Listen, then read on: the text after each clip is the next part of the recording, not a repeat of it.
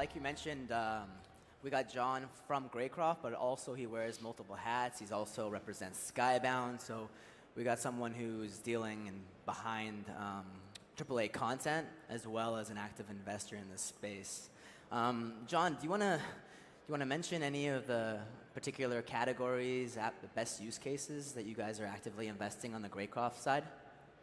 Well, there are a few different type of VR companies I've invested in so far. Of course, there's entertainment-related things. So we've invested in a company called Mind Show, which has a tool that allows you to make animated interactive experiences with VR and then pump it out to YouTube. So you can actually operate characters like a puppet, and it's been getting amazing views in terms of the output that creators are doing. You don't need to know how to animate. Right.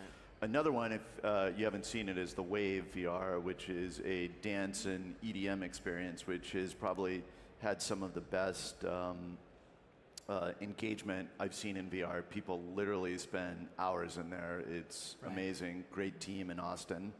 And then finally, I've recently invested in a couple of medical-related or healthcare-related VR things, including one that I think was just covered in VentureBeat, Applied VR, which is using VR for pain management as a way to reduce morphine. Right. And particularly on the healthcare side, you're also doing anesthesia kind of experiments with like labor pains. So this is the one that deals, their first go-to-market is women in labor. So in general, their theory is to reduce pain medication, which, because of the side effects, reduces nausea and reduces time in hospital. And when you reduce time in hospital, you reduce sort of secondary infections and other side effects. Right. And a lot of criticism I get in the industry is that quite a bit of the content that is being pushed out there is often sometimes bordering on gimmicky or just plain badly conceived. I mean, Ryan, what are you seeing out there? Yeah, I mean, there's definitely a lot of bad content, but there's certainly a lot of great content as well. I think the reality is that it's still very complicated to make. I think we've come a long way, especially in the last 4 years. But I agree. I think at the end of the day, you really need to have the creative and the technical kung fu, certainly, but also the context and the purpose. So whether it's health VR or entertainment, or if it's going to be B2B and enterprise solutions, I think it's really just about finding an authentic use of the medium and really having the purpose as to why you're doing that, to give people a reason to wear the headset. And I think creatively, a lot of people are still trying to... Hello? Yeah. Creatively, a lot of people are still trying to, figure that path out, and then maybe they don't have the tech. And technically, a lot of people may have that, but can't creatively think through it. So. And the good content that's out there, you also mentioned behind the stage that marketing is something that they need to kind of amp up a little bit. Yes, so I have a talk about that later today, actually. But I have some thoughts on just, I think, marketing VR and AR just in general as an industry. I think we could kind of do a better job at communicating. But certainly you want to only market great content. But yes, I do think that as an industry we could do a little bit better job. Right. And John, on the Skybound side, you're working on some AAA content as well. You'd like me to talk about that? Yeah, just a little bit, just little teasers. Yeah, so we announced a big Walking Dead VR project with Skydance, the people who do Star Trek and Mission Impossible. And in case you don't recognize the name Skybound, we're the creators of The Walking Dead. My partner, Robert Kirkman, wrote it, and it's been a comic for many years, and TV show and video game, and now we're bringing it into VR for a really immersive, story-driven experience. Right. Is any of these things kind of multiplayer, or is it narrative-based? Yeah, it's narrative-based. So for people who aren't fans of the zombie apocalypse, it's really not about shooting. It's very much a narrative story about how humans interact after the fall of civilization. So this will also be a narrative kind of adventure game where it's all about decisions you make and how that affects the story. Right. When it comes to the European scene, it's kind of hard to see what's going on in terms of where the money is to fund premium, high-quality content. There's funds kind of popping up out there. IMAX raised a fund, but it's actually hard for content creators, small agencies, to actually even get that money. How do they actually go about getting themselves? You can't really bootstrap your way into AAA content. You're right. So AAA content is very expensive by the nature of it. And I think that we talked about this a little bit yesterday. If you want sort of institutional venture capital, then you have to be outcome focused and have a business that you think could just make loads and loads of money, at least conceptually. If you have more of a creative business, then that's sort of a production studio, and you probably want to find different sources of capital. So for example, in the case of Skydance, that's a movie company, not a professional financier. So I think it's all about finding the right fit for the type of business you have. Right. And Ryan, Specular Theory, it's a dinosaur as far as VR startups, or not even a startup. We've been considered 4 years. years. Terrifying. We've just been around a long time. 4 years, and if you guys look back 4 years ago, I mean, that was I think even 3 years ago would be a hell of a track record. How did you guys survive this long? Yeah, I mean, I think for us in the early days, certainly we had to pay the bills, and we did a lot of work for hire projects and worked with brands and studios, which is also great too, because you do get the opportunity to really experiment, I think, and work collaboratively. We've probably since in the last couple of years focused a lot more on original content, and that's kind of been our focus now. We'll also partner with big brands on the right projects. We recently did a project with Accenture, actually, so to give a big shout out to, that teamed with us because they really wanted to create a vision for the kind of future of virtual reality and commerce, and so they wanted to work with us, and they looked to us kind of to help drive the creative and technical, and those kinds of projects are really great for us, obviously from a money side, but also just to be able to work with, I think, such big companies. They're one of the world's 500 largest companies in the world, and we're a tiny startup. So those types of things are exciting, but we're definitely more focused on original IP, and yeah, it's a battle. I think just the fact that we've been at it for 4 years and we're still around is a testament to our team. And best use cases? What kind of actually excites you guys the most? What kind of actual original content are you guys pursuing if you had unlimited funds? Yeah, I think what excites us the most is really just pushing the boundaries and really trying to see what this medium can do, and coming up with that reason, as I said before, of we're not just trying to optimize for the headset or just create a game or just create something in VR. I think we're really trying to solve problems for consumers and solve problems for businesses, and I think there's so many advantages to immersive technology that really is just a better way to do things, or you can have this new first-person memory or create this new type of experience, and that to us is incredibly exciting. So we've, in terms of genres, it's kind of about as diverse as your portfolio and projects. We've done a lot in entertainment and cinematic. We've done v-commerce, we've done location-based games, and just also did a application for baby-proofing your home, actually, which is an enterprise kind of solution, but or not enterprise, B2B, but also for consumers. But it's a good example of just a contextual use of the medium, and I don't have children. I didn't know how exciting this would be, but I have learned a lot about baby-proofing your home, and it's actually amazing to see that it's actually just a better way to do it with using VR and AR, and so I'm excited to see those types of things that really push the envelope and help consumers. Yeah, I think generally speaking, it's hard to know exactly what's happening in this space because for the last few years, all the research companies are forecasting and missing the mark, and so that gives a lot of lack of transparency. Do you guys follow, John, do you follow any of the actual forecasts? Do you find them to be accurate?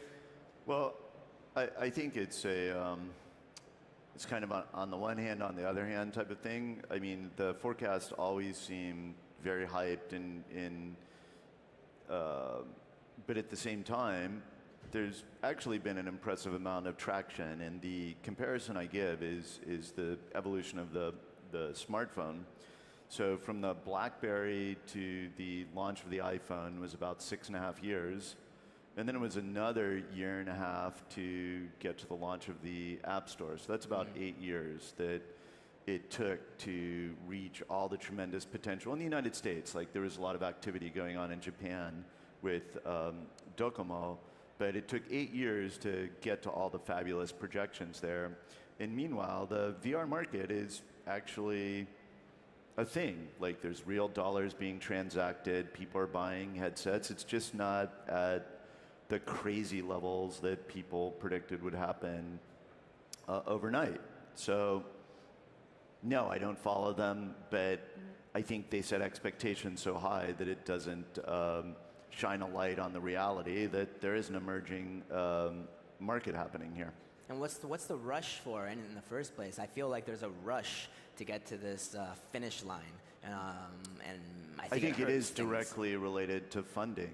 People, you know, these projections are put in business plans, so it's kind of the nature of a market. There are people who want to work in this market and they want to attract capital. So there's a gold rush that happened after Facebook bought Oculus, and you know, when you see a big price point like that, you know, people want to get involved. Right. And now that the AR is finally starting to trickle out there, do you think it's going to actually assist VR? Can they work together in a way? I mean, a lot of the hardware, for example, on the one hand, if it progresses in AR, it also simultaneously helps push VR as well. I think that mixed reality headsets would be a thing that could push VR a little bit more mainstream. I think one of the problems for VR is that it's, you know, it's that brick that sits on your face and it's just a little bit goofy. And unless you can fix that look problem, I think it does really trend towards gamers on the one hand, and then enterprise, such as the baby proofing or other, you know, applications that you're talking about that, you know, are sort of must-have things, but you know, it's still just not cool enough looking for mainstream. Right. I would argue, I mean, well, you live in LA too, so I mean, the amount of things I see on a daily basis of people wearing something ridiculous, in my opinion, happens all the time. So I feel like, you know, it is going to be this evolution, and I think things will lead to, you know, mixed reality, and I don't think people should focus too much on AR or VR competitively. I think, you know, this is just where we're at now with the devices, but I think the hardware is somewhat irrelevant just in terms of, I think, forecasting the industry. I think, you know, it's going to be the goggles, and then it's going to be glasses, and then it'll attach to your wearables, and at some point, you know, contacts or something. So what it looks like, I think, will be different. But but AR is still a little ways away too. I mean, just from a, you know, creatively and technically, it's a lot more difficult to actually create in, and you're a lot more limited. So I think that's something that everyone gets excited with the new AR announcements, which is great, and it's a great thing for the industry. But also just be wary that. You know, there are a lot more limitations to that than VR right now. I think most people, at least I would be surprised to know that you guys are constantly creating your own proprietary tech, making your own custom rigs. How come why do you need to do that? Why do you have to? Well, it wasn't by choice in the beginning, I don't think. I think a lot of the kind of leading VR and AR companies are doing a lot of their own custom tools, just quite frankly, because everyone's still iterating and innovating, and there isn't quite that solution. It kind of goes back to the fact that it is still really hard to create content. So I was very fortunate that my business partner had the background and the skill set and is kind of leading the charge from the technical standpoint, so we don't suffer from other people's technology.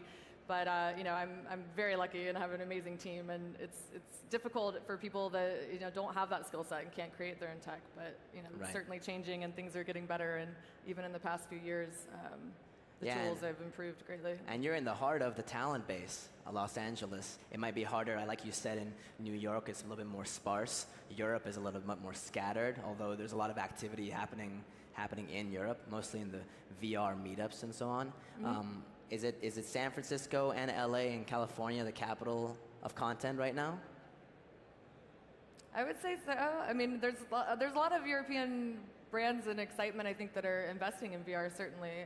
But I don't think you can beat LA being the entertainment capital of the world, and obviously with Silicon Valley as our neighbor and the tech and hardware system, you know, it certainly helps, and it's a much bigger community there. But the industry right now, technically, even with Gartner, they say it's in the hype cycle still. It's in the trough of disillusionment. This is the time when a lot of startups kind of go bust, probably because they don't have the right team. Maybe they run out of cash.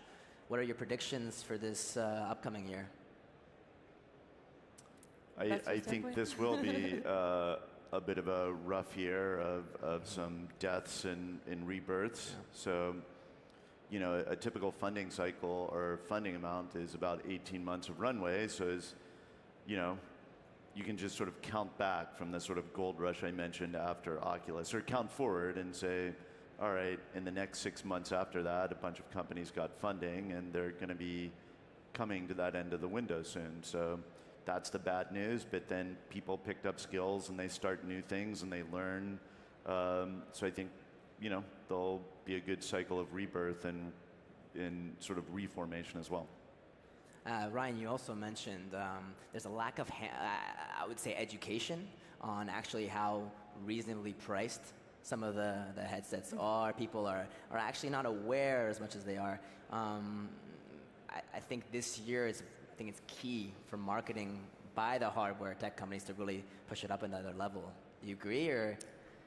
Yeah, I think they're starting to turn that ship around. I do wish they had done it earlier, but I just kind of had mentioned in a conversation just about the fact that, you know, most people, even in the United States, don't even realize you can buy a Gear VR headset on Amazon. Like, they still think it's out of their price range, or it's this crazy futuristic, you know, thousands of dollars device. And I just think from a very simple standpoint of that, of marketing to consumers, that, you know, hey, the headset's less than $100. Of course, you do need the right phone to go with it, but it's very feasible. And I think just letting people, and I also kind of disagree with the maybe price reductions of all the headsets to a certain extent. But yeah, I think at the basic level, I mean, look, we've got problems to solve, and we've got some of the brightest people in the world working on it, and I have no doubt that they will solve them. I also do think there are some small problems like that could be solved now that doesn't require, you know, the rocket scientists behind it, but just from, you know, helping to educate audience like you and our clients and consumers, and do a better job at just coming together, I think, as an industry, of really, you know, explaining everything, you know, everything from instructions to user experience to the content itself. So. And John, the hardware's there. Is it moving along? Is it the content that's needs to step it up, or? I mean, what would you consider the biggest problem right now that needs to be fixed? So I think it's a couple of things. I do think the hardware is expensive for a special use device. So when, for example, gaming consoles came out, you could have a double-up purchase because you wanted a DVD player anyways, so you bought a PlayStation because you could get that with it. This is a special purpose device that the only reason you would buy it is for VR. Typically, people buy a piece of hardware because there's content they want for it. And then structurally, at the highest end, sort of at Oculus and Vive, there still aren't simple, you know, consumer product strategies like money-back guarantee. Like when you walk into Best Buy in the United States, you're facing a big investment and you may not get your money back. That's just like stupid stuff that other industries figure out. Right. So. And also kind of like I actually had an Uber driver once who was a tech writer who worked at AT&T store. And I was asking him about the headsets, and you know, he said everyone bought them around the holidays and everyone was very happy with the device, but then they came back to the store a week later, you know, trying to find something like equivalent to the Genius Bar at Apple. But I think that would be a great idea actually for more retailers to do something like that, because I think that goes down to kind of learning how to navigate the app and really understand where the good content is and things like that. Right. Well, guys, thank you so much. We're out of time. Thank you. Cheers. Thank you.